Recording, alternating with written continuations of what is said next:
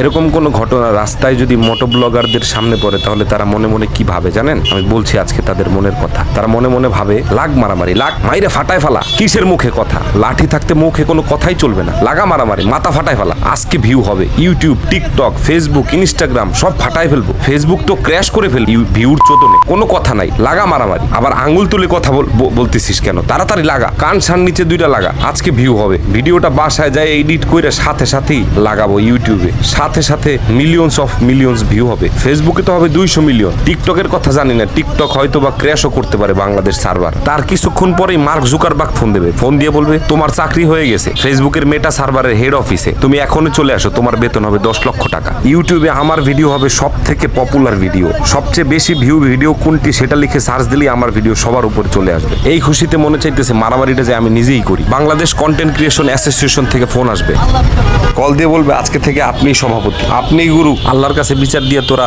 মারামারিটা করলি না, তোদের আমি মাফ করবো না।